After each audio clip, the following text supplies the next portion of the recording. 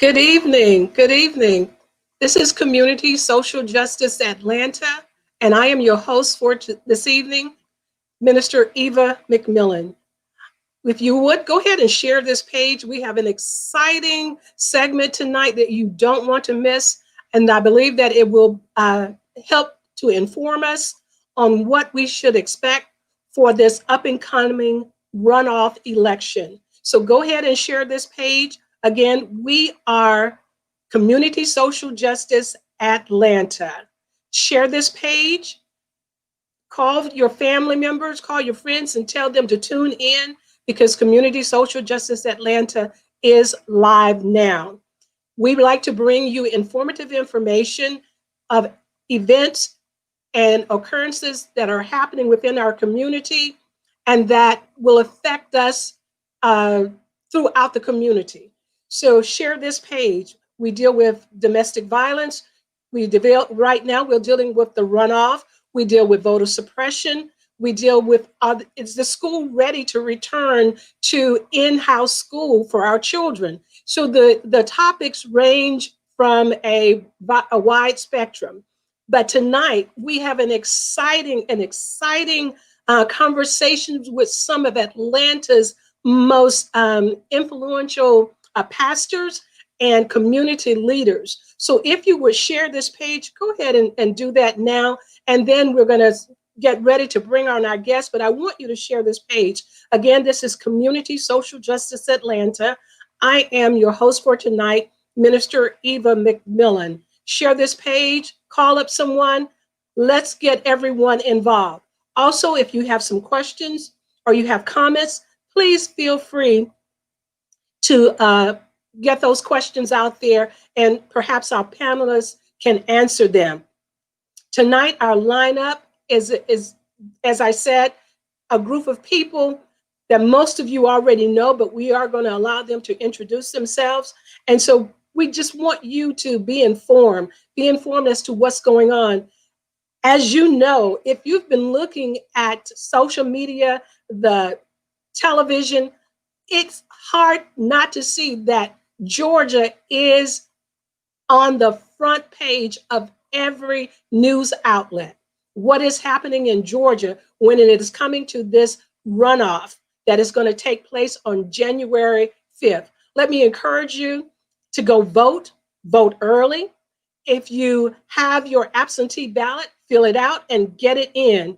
We need you to vote, and we need you to vote early. So let's get that done. We need to get that done. We need to make a change within our state and within the United States. So without any further delay, I'm going to bring to you tonight our guest. And our first guest, she is no stranger to Community Social Justice Atlanta. Would you help me welcome Sarah Riggs Amico? Hello, Sarah. Hello, it's great to be back. Thank you so much for having me, Minister. Thank you for accepting the invitation. Would you just take a little time and tell the audience who you are and some of the things that you are involved in? Absolutely. My name is Sarah Amico. I'm in Marietta, Georgia, and I've been a business owner for the last 18 years, helped grow a little trucking company from about 120 employees to almost 3,000 today. And that was mostly through the Great Recession. So we've seen ups and downs. We have survived some of the toughest economic times of my life. But I don't think I've ever seen anything quite as difficult as what this country is going through right now. In the COVID pandemic, we're dealing with a public health crisis, but we're also dealing with an economic crisis, an eviction crisis, a healthcare crisis. And I feel that acutely, both as a business owner and as somebody who had the incredible honor to be the 2018 Democratic nominee for Lieutenant Governor, running alongside the inimitable Stacey Abrams. So I'm thrilled to be back here today. Would love to tell you a little bit about what I think is at stake. I see it in our thousands of union mechanics and truck drivers who work with me. I see it in my neighbors and the kids in my daughter's school. So I'm really looking forward to this conversation tonight. Thank you so much. And again, thank you for accepting the invitation. Our next guest is new to Social Justice Atlanta, but he is not new to the metro area. Would you help me welcome Dr. Luke Hall? Dr. Hall, welcome. Hello, Eva. Glad to be here. Thank you for having me. Thanks for having me. Would you tell the audience a little about yourself, please? Sure. My name is Luke Stephen Hall. I'm the senior pastor of New Vision Christian Church in Forest Park, Georgia. That's in Clayton County. I'm married to the beautiful Kelly Hall. We have 4 children, 3 sons and a daughter. And so that's our title. One title that we both, my wife and I both hold, that we are proud of is that we are super voters. And so that's one thing that we want to spread to others in our community, the importance of voting. Super voter. Yeah. That's a good title to hold. Yeah. Thank you so much for accepting our invitation. Thank you. And next we have one of the most renowned, I I call him the prophet of prophets when it comes to expounding the word of God. Would you help me welcome Pastor Dr. Marlon Harris? Dr. Harris, Hello, how are you? we are so excited for you to be here. Would you tell the audience a little about yourself, please? Sure. My name is Marlon Harris, and I pastor New Life Church in Decatur, Georgia. And married to Monica Harris, and we have 3 adult children. And our church is situated in one of the most blighted areas of the county, really of the city at large. And it's just been a joy to serve in that community while fighting for what I call community justice. And this is being a voice for the poor and a voice for the voiceless and the weak, helping those who don't have the ability to speak up and help themselves. And it's just been a critical aspect of our ministry for the whole for the entire time that our ministry has been in existence. And I'm just honored to be here tonight and to talk a little bit about those issues and how I feel that this election that's coming up will impact those at the lowest levels of our community. So thank you for having me. It's a joy to be here. Well, thank you for accepting the invitation. And our next guest, he really does not need an introduction. I called him the super warrior for social justice. Would you help me welcome Pastor Lee May? Good evening, good evening, good evening. It's good to be on here with such phenomenal people. It's good to be on here again with you, Minister Eva. My name is Lee May. I'm the pastor of Transforming Faith Church, just an amazing church of God's people. We've been in existence for about 3 years. And prior to that, I was in the world of politics. I was appointed as the interim CEO ended up being 3.5 years in DeKalb County through some tough times, and also served as a commissioner in DeKalb County for about 7.5 years as well. And again, it's just a joy to be here and really have this important discussion about the importance of this runoff election and the future of this nation. Well, again, thank you so much for everyone accepting the invitation. And we're going to get right into our questions. And again, audience, if you have a question, if you would just type it in, and if possible, we will get to it, have our panelists to answer it. This first question I'm going to direct to Sarah, because she mentioned that she worked alongside Stacey Abrams. So Sarah, tell me, what impact do you feel that Stacey and Fair Fight Initiative have had on the 2020 election and also on this runoff that we had? Absolutely. There's no way to look at the 2020 election and the fact that Georgia voted for a Democratic presidential ticket for the first time in 28 years without giving an enormous amount of the credit to Stacey Abrams and to Fair Fight. The reality is she reminded us what it looks like to go everywhere and talk to everyone, to take no vote and no voter for granted. And I think that's fundamentally reshaped how we do politics in this state. You know, one of the things I was the most proud of in 2018 for our Democratic candidates, we were able to triple the Asian American Pacific Islander turnout for all of us. We were able to triple the Latinx voter population in Georgia. And, you know, more Black voters voted for Stacey in 2018 than voted in the entire 2014 midterm. So what I think you're seeing is the rising American electorate. This is not just limited to Georgia Democrats. This is a peek at the future of what we can build when we work together in a multiracial, multi-ethnic coalition that really prioritizes and celebrates the rich and beautiful diversity of this country. Well, thank you so much.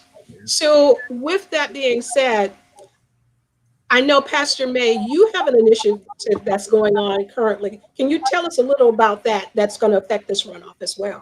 Yeah, just real briefly, we have launched a campaign here in DeKalb County that extends across the state. It's called Georgia Votes Together, and it's essentially bringing our churches around the state coming together, saying the same thing at the same time. And literally, we have engaged about 150 pastors, and we've just been so excited, pastors here on this call. I know Dr. Harris has been engaged, and essentially we've just created a playbook that all churches can run to initiate their own Get Out the Vote initiative for their congregation. You know, most people still trust their own pastor. They may not trust other pastors, but they'll trust their pastor. And I think it's critical that our pastors and our churches get heavily, intentionally involved.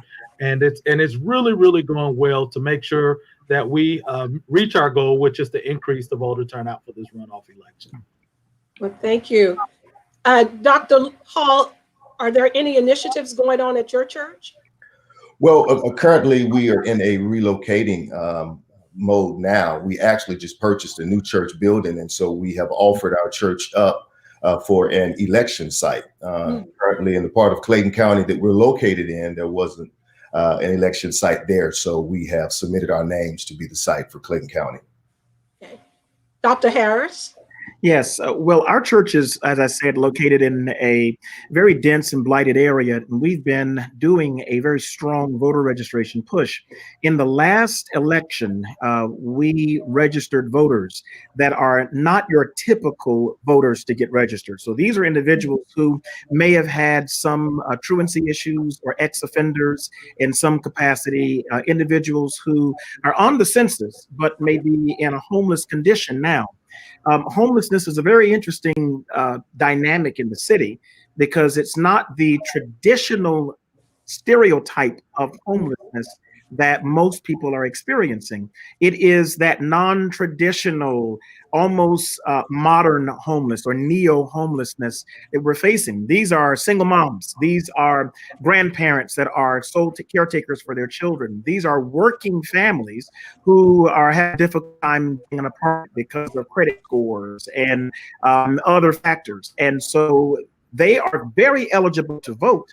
But when you've got all of those existential life issues happening, voting is not always the primary thought on your mind. Right. So we've been trying to spread the word to that population that their vote matters. It's important to get them to the polls. And voting is just as much a part of changing their circumstances as anything else. And so that's been our thrust. We've been working with Lee and the organization Georgia Votes Together with the CAB, past phenomenal to come alongside, support his initiative and what they're doing, and then do voter registration ourselves. Our church is we are a polling station for our area, so that also helps as well. Working with Dr. Barbara Skinner, also as a chaplain, a poll chaplain, and trying to get other pastors and ministers involved in being directly connected to the voting activity happening in their community. Thank you. I did notice this week that there was an article that said that as of Monday or Tuesday, 23% increase in voting. And so it says that there is a great momentum going on. How can we tap into that and keep that momentum going? And I'm going to start with you. I'll start with you, Sarah. Yeah, absolutely. On Monday, the 14th, which was the first day of early voting here in Georgia, there was a 23% increase as compared to the November 3rd general election. And Fair Fight actually estimated that about 41% of those voters were Black Georgians. So this was an incredible show of turnout. Over 1 million Georgians have already voted. The reality is people know the stakes, right? We're watching the dysfunction in Washington right now. The day after Christmas, extended unemployment insurance runs out for millions of Americans. And at the end of this month, 160,000 Georgians are facing eviction if the federal government won't take action to extend the moratorium. We know the stakes. It's our lives, our families, our jobs, our businesses, our healthcare.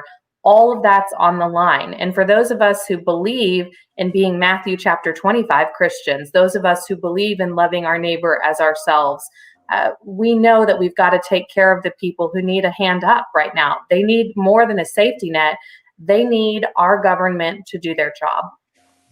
So with what Sarah has just said about the running out of the stimulus, and Pastor Harris, I know that you have such a community drive when it comes to feeding and clothing and reintroducing our citizens back into mainstream.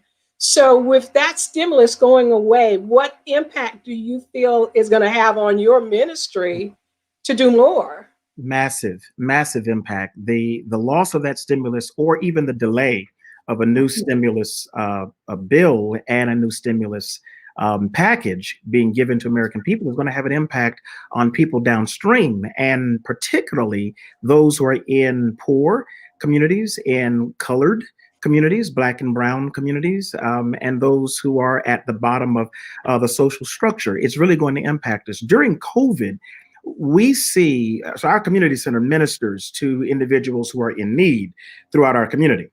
During the COVID pandemic, this is from March until now, we saw, and please understand these numbers, a 300% increase in the number of families coming to the community center for support for things like food, things like rent assistance and utilities assistance and the rest. We typically have been giving out at our church, we've averaged every month somewhere between 300 to 400 food boxes that we give out every month. This is to a family. During COVID, that number went from 350 or so food boxes to 1,300 to 1,500 food boxes per month. That's the need. And the stimulus is going to support families. It is going to support single moms. It's going to support grandparents who are primary caretakers. It's going to support fathers who are being laid off from their jobs, or those who are being furloughed, small businesses that are having to close. All of these are impacting us. And we're finding that people, suffering is the common denominator. Right? It puts us all on the same totem pole, put us all on the same plane. And I think that's happening in the culture. So an inaction from Congress and the White House is devastating for our community right now. So, Pastor May, what can the community do to assist? Well, I think what, you've heard a lot of from Dr. Harris as well. We just have to continue to step up and step forward. I think churches are really playing a critical role of feeding people, of helping them in their time of need. I think about this season, and one of my favorite passages when I was in elected office was Proverbs 31, and it was this King Lemuel, and his mother gave him this wisdom, and she said to open your mouth for the speechless and the cause of those appointed to die. Open your mouth, judge righteously, and plead the cause of the poor and needy. Elections have consequences, and elections really determine what type of policies come out of our governance structures at every level. And so, for us, we're a small church. We have about 100 members, but one of our core values is generosity. Pound for pound, we'll be one of the most generous churches around. So we've had to step up, and we have a utility assistance program, a mortgage and rental assistance program for those who are in need. Yes, we know that there's some security blankets that are about to go away with the evictions and the turning off of these utilities. I think we just have to continue to step forward until our government just gets their act together, and that's across the board. So that's not just Republicans. But let's be clear. For where I stand, they're the big roadblock in this thing right now. But yet and still, that's also Democrats, because you got to learn how to maneuver. You got to be as wise as a serpent, but harmless as a dove, right? We got to be strategic. Yeah.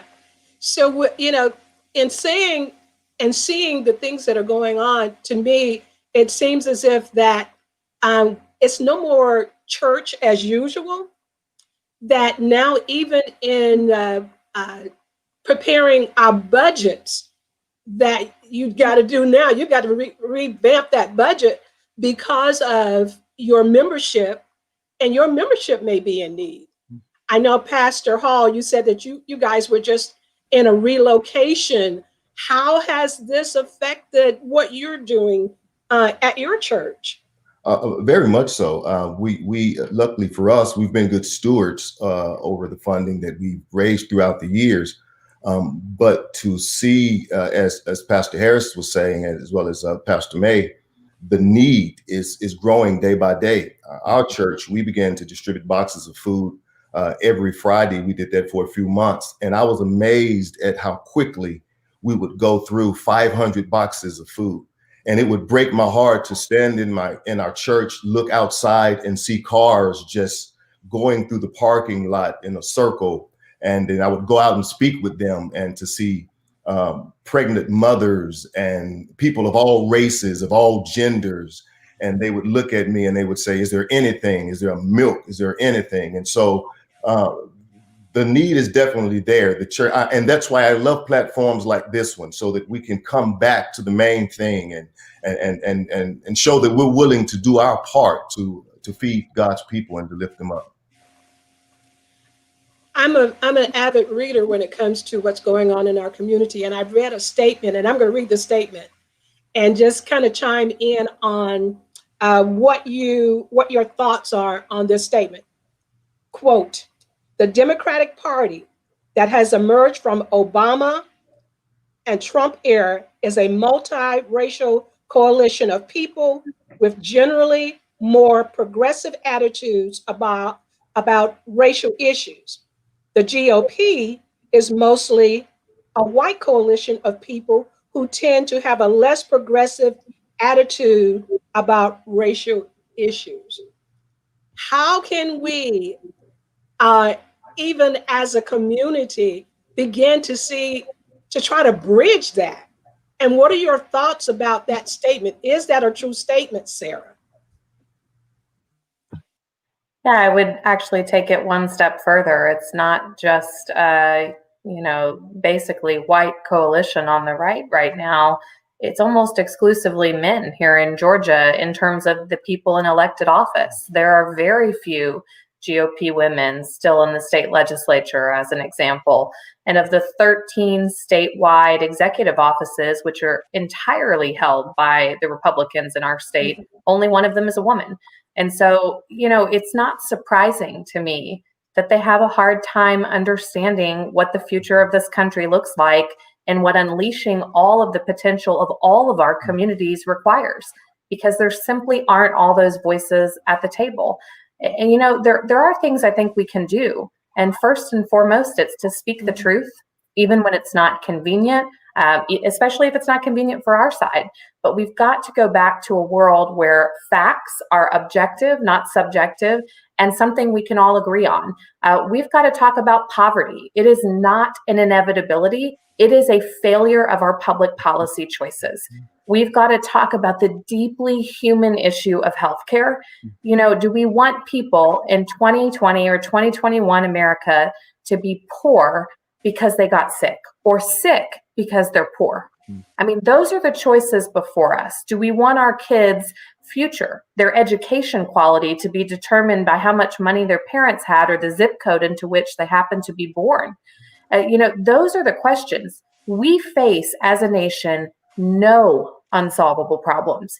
But I think too often we suffer a lack of political will to sit down and do the hard work of speaking the truth and saying what our people need and being willing to go forward, whatever the political consequences may be.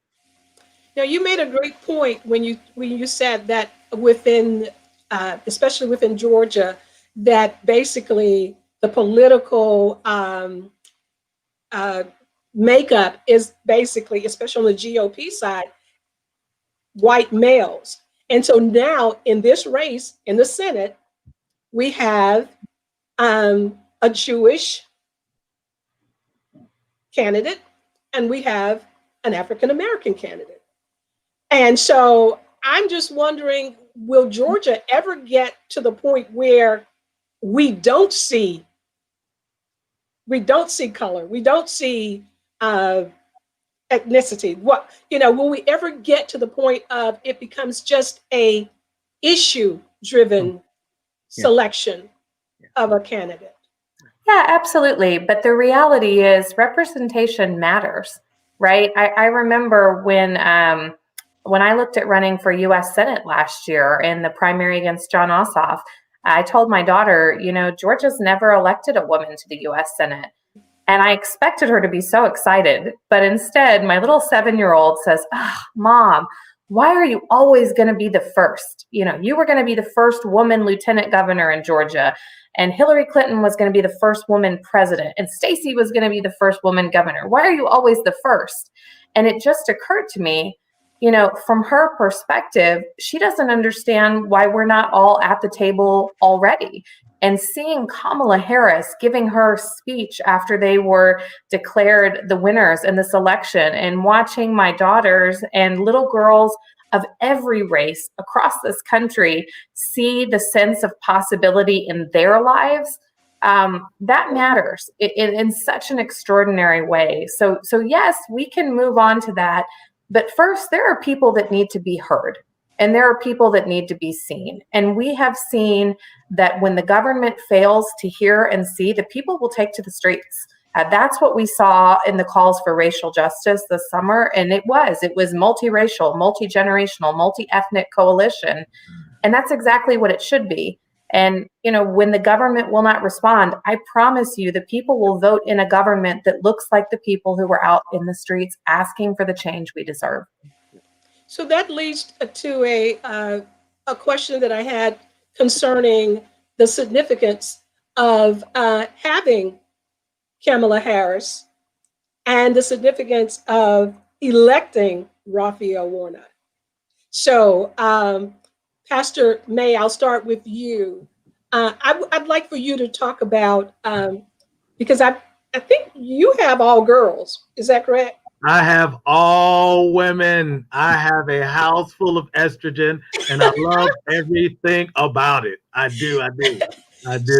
So for this to be a first, I mean, what do you think the impact, especially on females such as your girls, for Vice President-elect Harris to be put into office? So I absolutely love it. It has been a great story for us to really talk our girls through, to see that unfortunately it's taken this long to have a woman and an African-American woman in one of the highest seats of power. But it's a great story. After seeing, my kids are 13, 11, and 6, and they have seen all of them, the turmoil, the strife, the tribulation, wondering, does this country even like us, let alone love us? You know, and it's just been a really good story to communicate to them. But here's the thing that we've really been talking to them about: the significance of having these two U.S. senators elected, and I'm just going to say Raphael Warnock and John Ossoff would do this for Vice President-elect Kamala Harris. That's right. It would make her one of the most powerful vice presidents in modern history. Because as many of us should know by now, after all these ads and commercials and all of that, is if these two individuals win, there will be a 50-50 tie in the United States Senate, and the vice president gets to break a tie, y'all. I love it. I wish that was a story that we told a lot more. I wish one of the commercials, the gazillion commercials that we see, can really hone in on that point, because we would get every woman to vote. We would get every father of girls to vote and to come out. And it's really special, as well as being able to partner in a very intentional way with President-elect Joe Biden. Right, in making sure that he can advance some of the causes where relief is concerned, as we've talked about many of these issues, as he is pushing forward, embracing and securing affordable access to health care for all, even those with pre-existing conditions, as he really works to fight for justice, you all, real justice. He cannot do that in a vacuum. We saw with President Barack Obama. He had this huge agenda. But once we lost the Congress, once we lost the Senate, much of what he wanted to do was watered down, you all. And I think it's critical, so critical. And this is the last thing, and I'll say this. I know I talked a little bit long, but one of the things is at stake is all of these people who are voting for the first time, these newly minted 18-year-olds who can vote, these first-time registered voters, to see them cast their vote and see it make a difference, y'all will give us a generation of new voters that can really, really make an impact for the foreseeable future. Yeah. Pastor Hall, what does it mean to you to have Reverend Raphael Warnock put into office? You know, it's so awesome when I think about the history of the state of Georgia alone, and you think about all those great men that fought here for this opportunity in the state of Georgia. You think of Dr. King, of course, and C.T. Vivian and Joseph Lowry. You think of them, and now to have one, there's a bond, right? And that's, as pastors on here will know, that when one arrives, we all arrive, and it's just such an awesome thing. To be a father of a 7-year-old daughter myself, who's extremely bright like a mother, to look in her eyes and know that there will not be a ceiling put over her, that she can achieve anything that her heart desires, is just awesome. And I'm so excited that Reverend Dr. Raphael Warnock will be able to affect that change. I concur. I believe that myself. So, Dr. Harris, let me ask you this. When you see the impact that this race is having on our state, how are you addressing that? Because it's when you look at these ads, it's such a great divide, and it's so divisive, and it's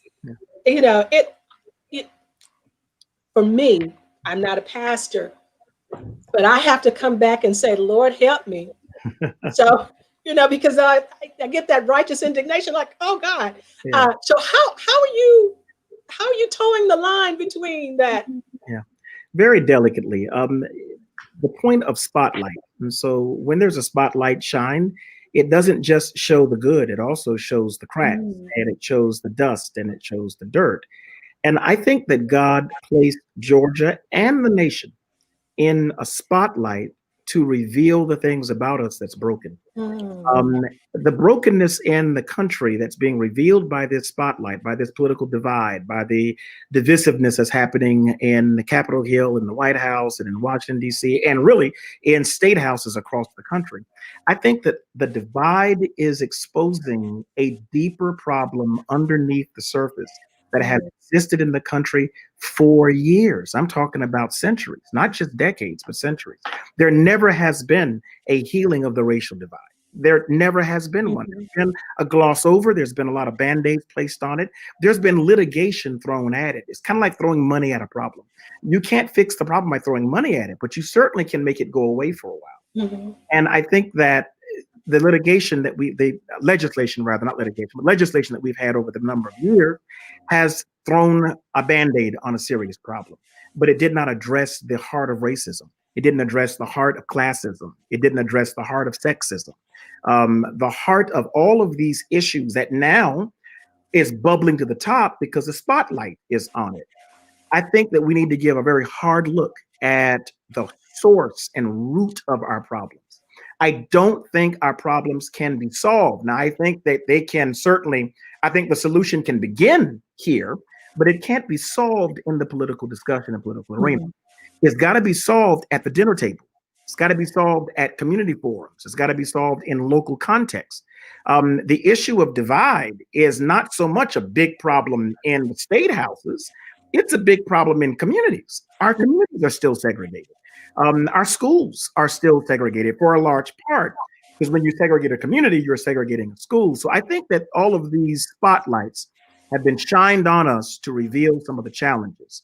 Last thing I'll say, and I don't want to be too long, there is an issue of what I call collaborative education. This is not just the ability to voice my opinion and state my argument, but to literally educate around the issues and to do that collaboratively. That it's not a right discussion and a left discussion, a conservative and a liberal discussion. It is a discussion about issues, about the things that matter to people. I'm concerned about the same thing that a conservative Republican is concerned about. And I bet if we sat down and talked, we'd find out that a conservative Republican is concerned about the same things that someone, maybe a liberal Democrat, is concerned about. But when we couch our conversations in these partisan compartments, we lose the ability to educate. We lose the ability to come alongside and hear the full weight of the issues and how it impacts communities and people and families and homes. I think that the spotlight that we're in now is showing us that the conversation is broken, and that's why the system is broken. So I'm addressing it by trying to collaboratively educate people and not educate them politically or partisanship, but educating them around felt human needs and human issues. One thing my father always used to say to me is, you cannot legislate righteousness. Right. That's a hard issue. Yeah. And so with that, we have to really, as you say, have the conversations outside of the political arena. And then hopefully once that heart is right, then we'll choose the rightness. So I'm very glad to hear you say that. Let me just ask this question. When we've been in this COVID environment now, and we don't know when that's going to end. And so addressing, what do you feel like would be, as far as for the administration, what is one of the main issues that you would like to see addressed when the administration takes office? And I'll start with you, Dr. Luke. Dr. Luke. Just one thing that you Yeah, like well, yes. Well, one of the first things I'd like to see brought to the table is increased minimum wage. I think we must address that so that people can have a living wage, right? It's not that people do not want to work, but they're not being compensated properly, I believe, for the work that they're doing. The minimum wage is not keeping pace, with the change and the cost that we all incur. And so that's one of the first things that I would like to see brought to the table, along with healthcare issues as well. That's the number one thing that I'd like to see brought to the table. Sarah, what's the number one thing that you'd like to see addressed? Yeah, it's defeating the pandemic. We've seen more than 60 million Americans file unemployment claims for the first time this year. More than 300,000 Americans have died. We have seen it disproportionately hit our rural and communities of color.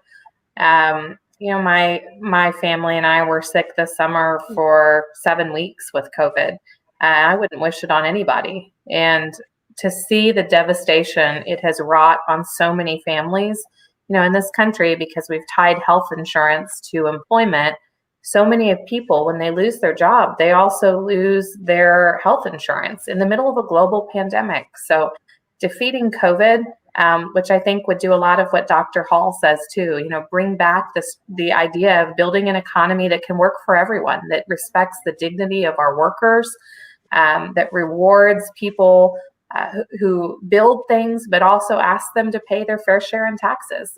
These are the kinds of respectfulness and dignity I hope we'll give to working families. But I also want to see our public health back, at the forefront of the world. This should be a place where no one is sick because they're poor and nobody's poor because they're sick. And we're not there yet. Dr. May, you said before, and you spoke to it earlier, but the impact of us electing Dr. Warnock and John Ossoff to the Senate will have an impact on accomplishing these changes. Iterate again what you said, because we need to understand the impact of them being elected. Well, first of all, you gave me a promotion. You called me doctor, so I'll receive it.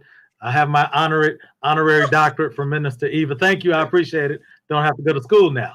No, I think you really hit it on the head.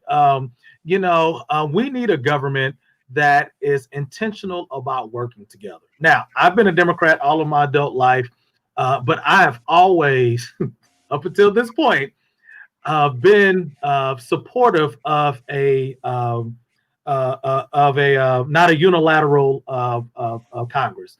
I always felt like whoever the party is in, who's running the executive branch, I've always felt like the opposing party ought to have one of the chambers, the upper or the lower, that they're in control of, because I always feel, and I still feel this way, that it brokers good conversations, good substantive public policy. I don't believe the Democrats have the lock on good public policy, and I don't think the Republicans have the lock on all bad policy.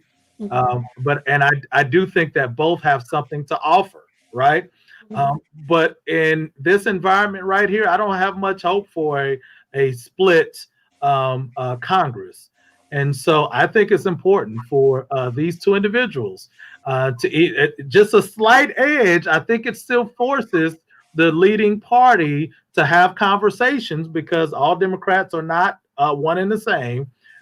And I do believe that it'd be critical, though, to be able to have an upper chamber, the United States Senate, that will work with the President of the United States to advance many of these policies that we know we so desperately need. I love what Sarah's been saying, that you shouldn't be sick because you're poor, and you shouldn't be poor because you're sick. I love that. I'm still that. I'm taking that, Sarah. That's great.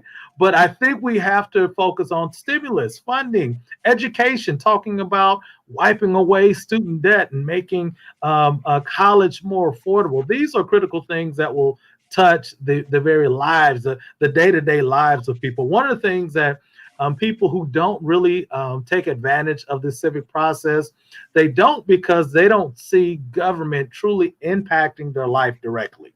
In a government that is working together, that is advancing policy, people can begin to see a government that directly affects their life, y'all. And that would be one of the greatest accomplishments, I think, that President Joe Biden and Vice President Kamala Harris can foster, is seeing that government is working on behalf of people. Not that they have the sole lock on good ideas and good policy, but there's intentional things that are going on to pull people out of their poverty, to help them have a leg up so that they can accomplish things in their life for themselves and for their family.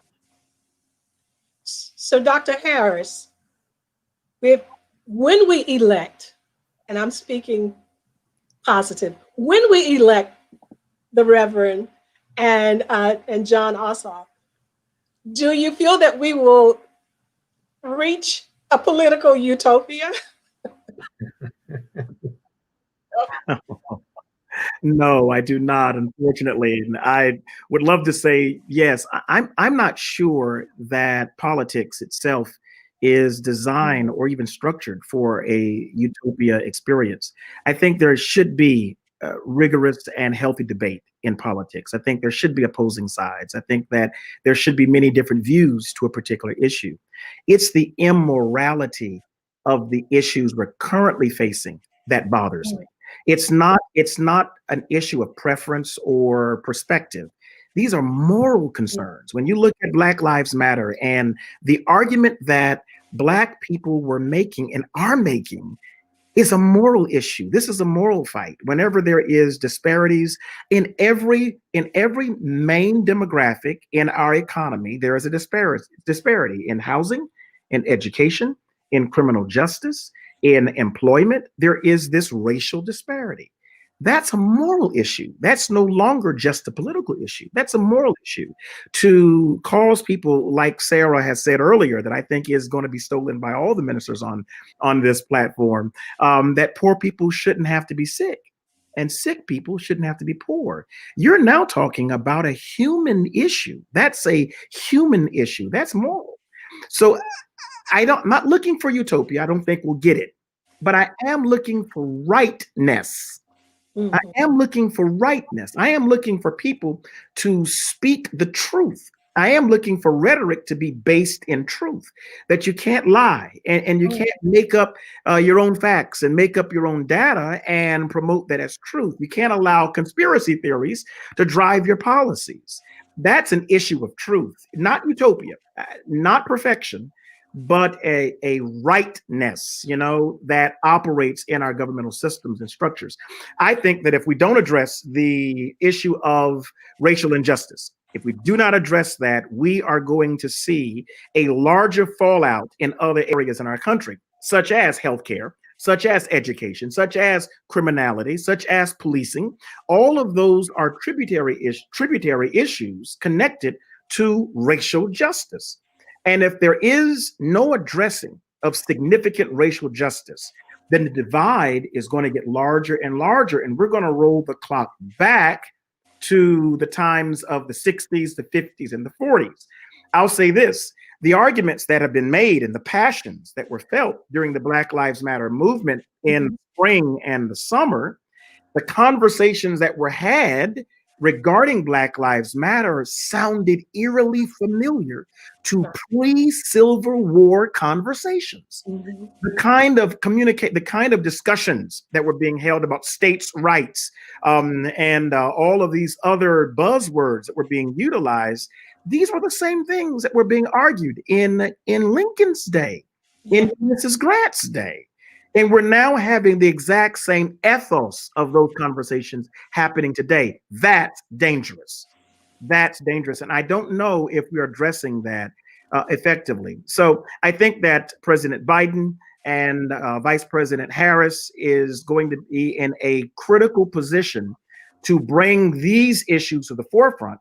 But without a strong Congress, the issues will die as they did in President Obama's term. So we have to have a strong Congress that's fair. And unfortunately, it will require a Democrat House and a Democrat Senate. It will require that.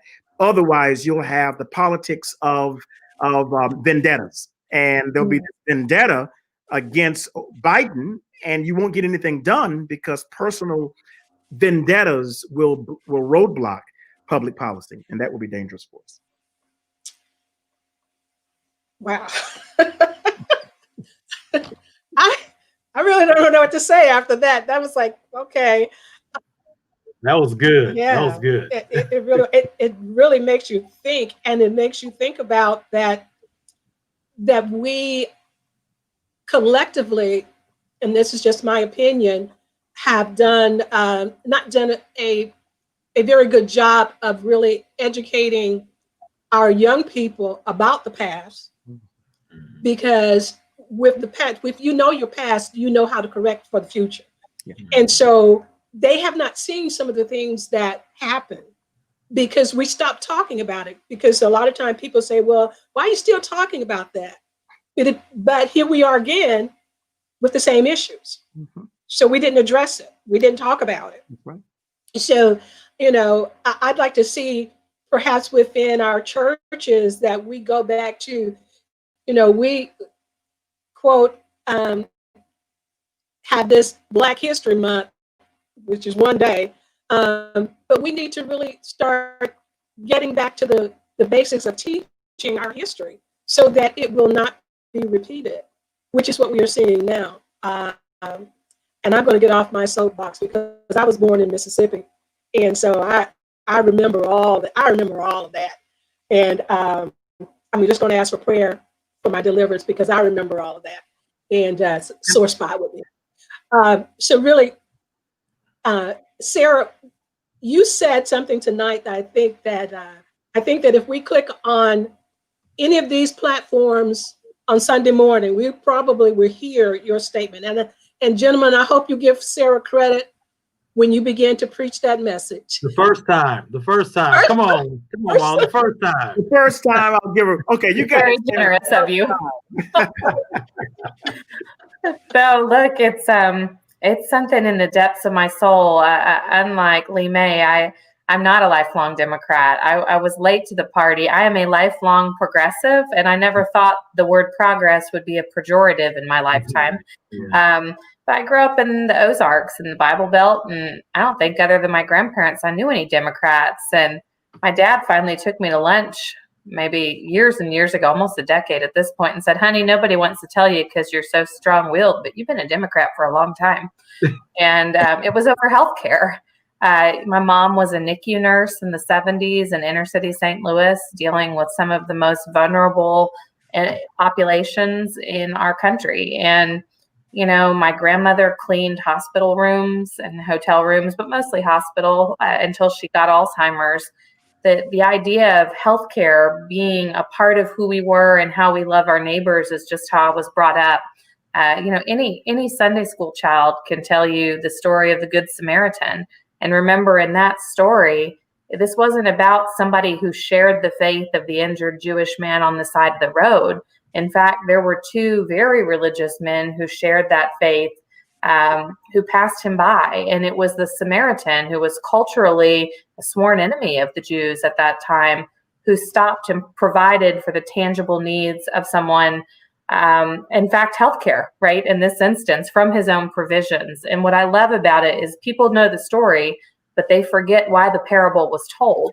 This was told by Jesus in response to, how do I get eternal life with God the Father, right? Like, God has literally given us the answer here, and it is meeting those needs. So when I say that, I say it as it's the reason I ran for office. It's the reason I became a Democrat, but it is the thing I will not sleep until it exists in my lifetime, that we have justice on healthcare.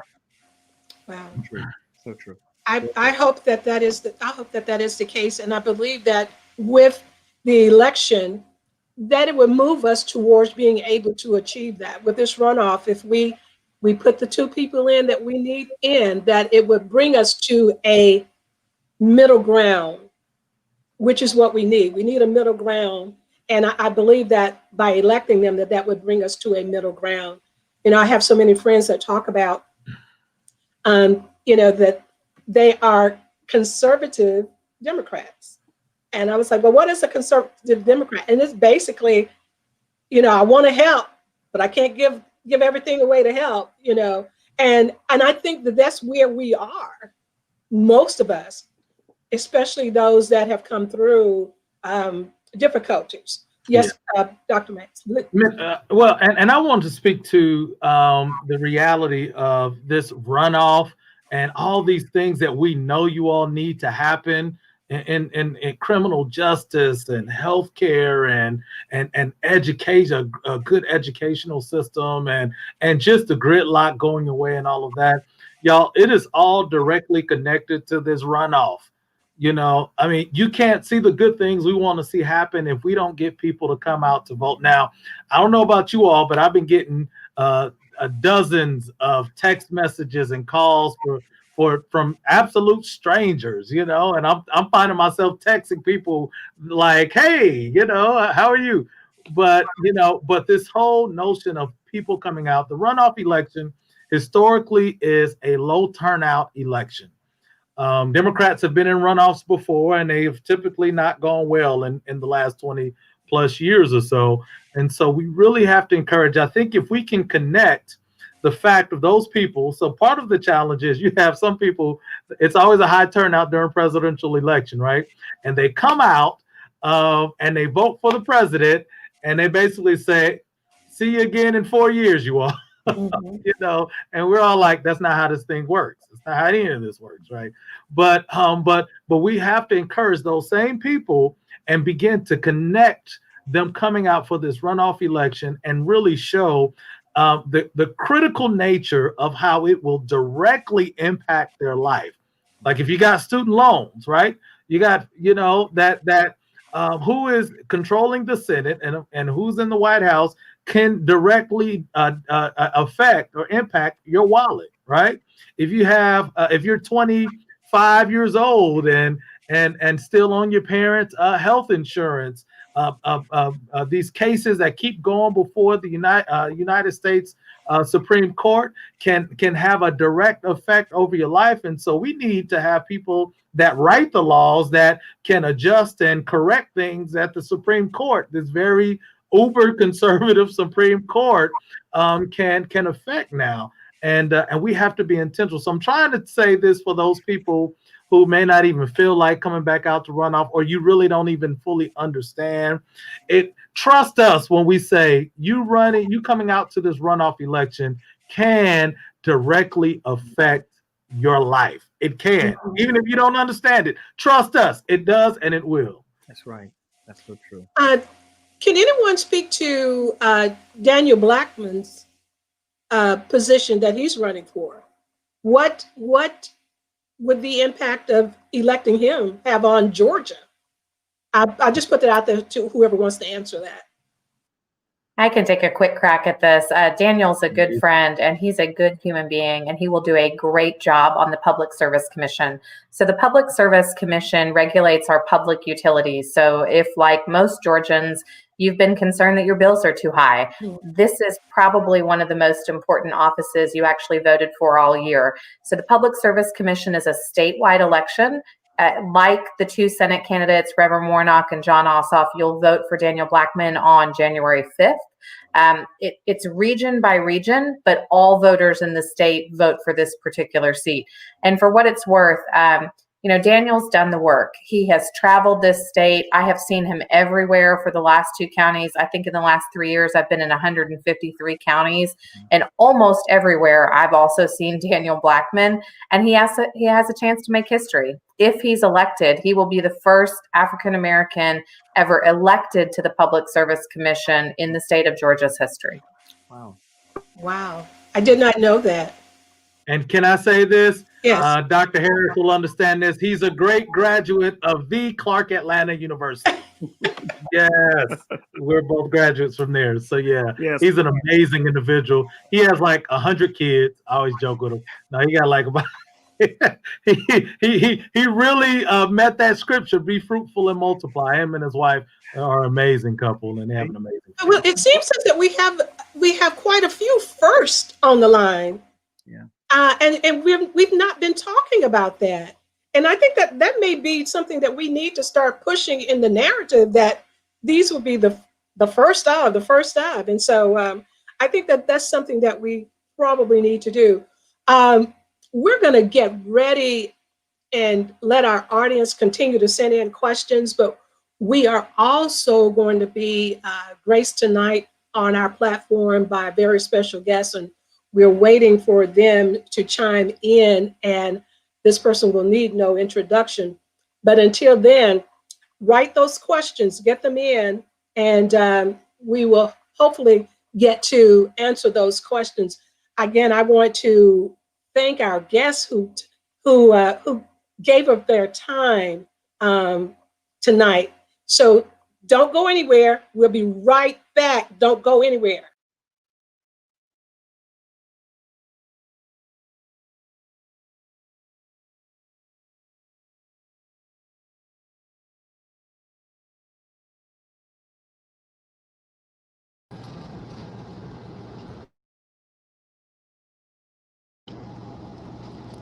Well, hello, everybody. Thank you so very much. It's wonderful just to drop by.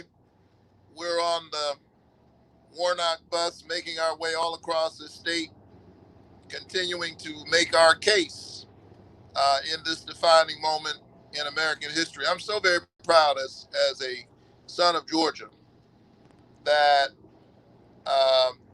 Georgia is on everybody's mind. And we certainly feel the awesome responsibility that's been placed on us. No one could have planned this, but this is how it turns out. When the dust cleared on November 3rd, who would have thought that there'd be two runoff races in the whole country, only two, and both would be in Georgia, and that these races would determine the balance of power in the United States Senate at such a defining moment in our history.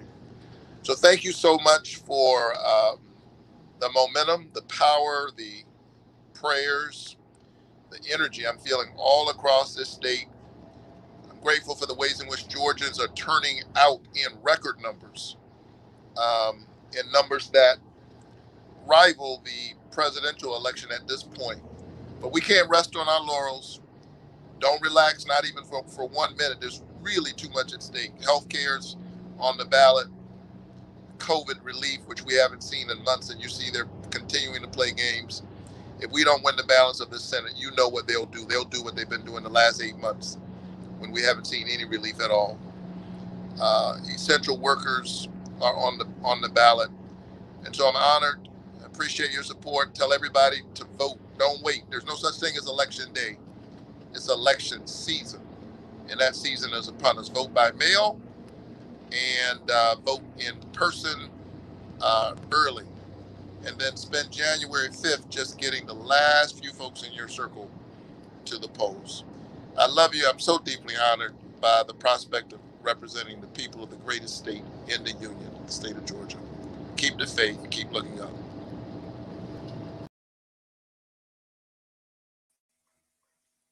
Well, you heard it straight from Dr. Warnock's mouth. Keep the faith. Keep praying for him. Let's keep the momentum going. We have an opportunity now to really make a change, not only in Georgia, but in the United States. And do you not realize that not only is the United States watching, but the world is watching? That's right. And so what we do, when we win, I believe that things will begin to look a little brighter, because I think we'll work a little harder. I really do. We're going to just do one follow-up and just allow each of you to have a minute to talk to the viewers, encourage them to vote, and just say what's on your heart tonight. We're going to start with Dr. Luke Hall. Thank you, Eva. Yeah, we've done a great job. We have gone out and we voted, but we all are familiar with the biblical story of David and Goliath, right? We've used what we've had in our hands and we've knocked down the giant, but the job isn't finished.